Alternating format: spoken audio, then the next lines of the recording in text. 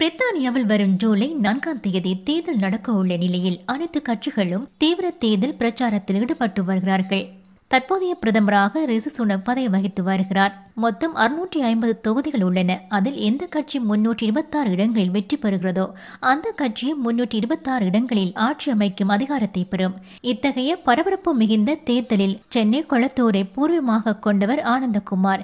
இவர் ஜூலை 4ஆம் தேதி நடைபெறவுள்ள பிரித்தானிய நாடாளுமன்ற தேர்தலில் சுயேட்சை வேட்பாளராக களமிறங்குகிறார். இந்த நிலையில் நாம் தமிழர் கட்சியின் ஒருங்கிணைப்பாளர் சீமான் அவர்கள் பிரித்தானிய தேர்தலில் போட்டியிடும் தமிழ் வேட்பாளர்களுக்கு வாழ்த்து தெரிவித்ததோடு அது தமிழின மக்களுக்கு கிடைத்த ஒரு வரலாற்று வாய்ப்பு என கூறியுள்ளார். என்னுடைய உயிரோடும் உணர்வோடும் கலந்து வாழ்கின்ற பிரித்தானிய உறவுகள் அனைவருக்கும் என் அன்பும் வணக்கமும்.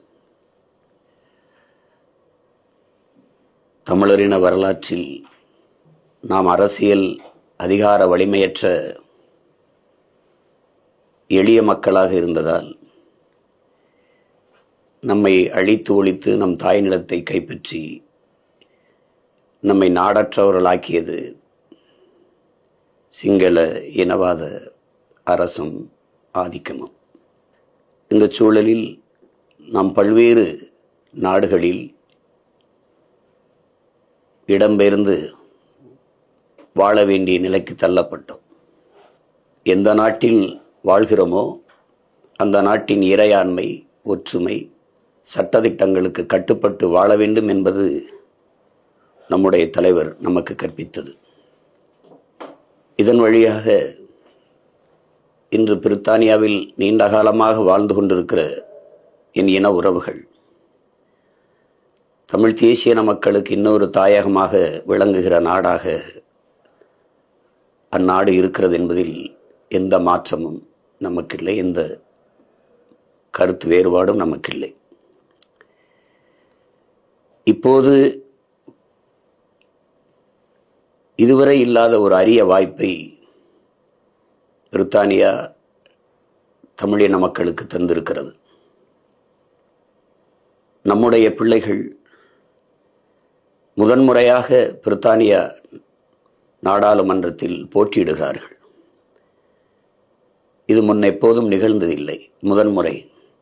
அறிந்ததும் பெரிதும் மகிழ்ந்தேன். என்னைப் போலவே எல்லோரும் மகிழ்ச்சியும் பெருமையும் கொண்டிருப்பீர்கள்.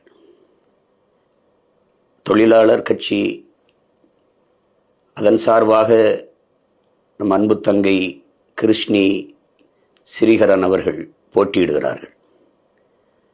தங்கை உமா குமரன் அவர்களும் போட்டியிடுகிறார்கள்.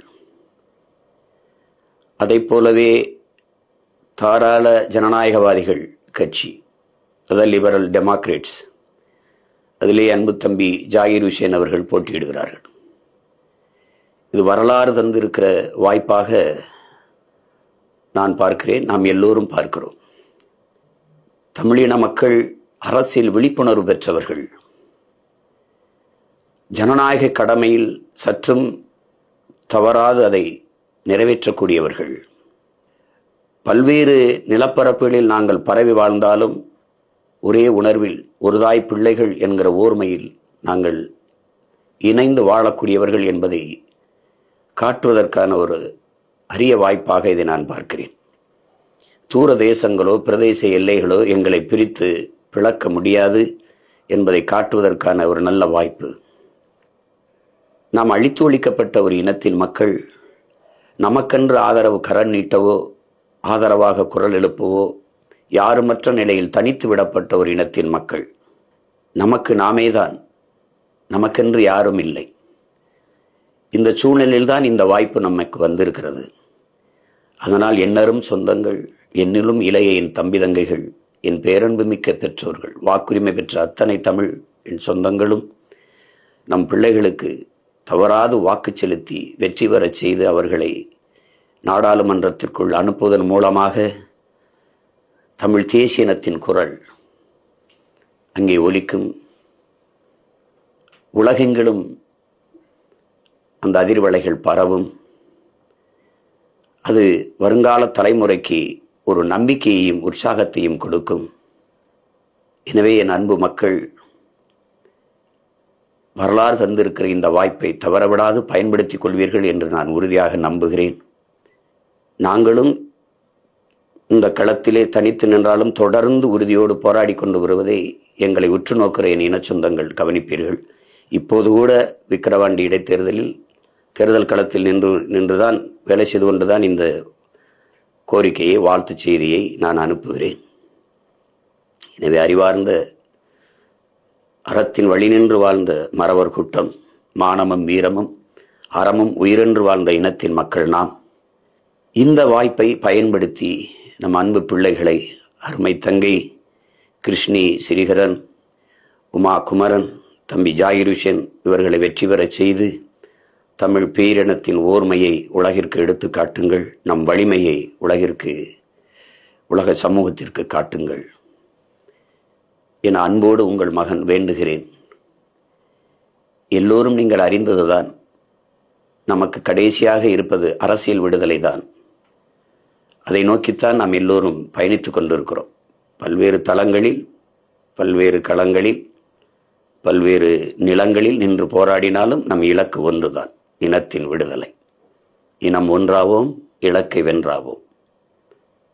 நம் பிள்ளைகளுக்கு, என் அன்பு தங்கைகளுக்கு, தம்பிக்கு என்னுடைய வெற்றி வாழ்த்துக்களை தெரிவிக்கிறேன்.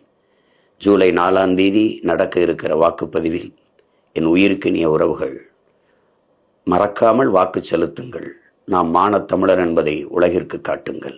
நன்றி, வணக்கம். டிவிஐ யூடியூப் சேனலில் இணைந்திருக்கும் நேர்கள் அனைவருக்கும் எமது நன்றி. எமது காணொளி தொகுப்புகளை தொடர்ந்து நீங்கள் பார்வையிடுவதற்கு கீழிருக்கின்ற பெல் பட்டனை அழுத்துவதனூடாக நோட்டிபிகேஷனில் பல காணொளி தொகுப்புகள் உடனுக்குடன் உங்களை வந்து சேரும். அருகில் இருக்கின்ற முக்கிய காணொளி தொகுப்புகளையும் பார்வையிட தவறாதீர்கள்.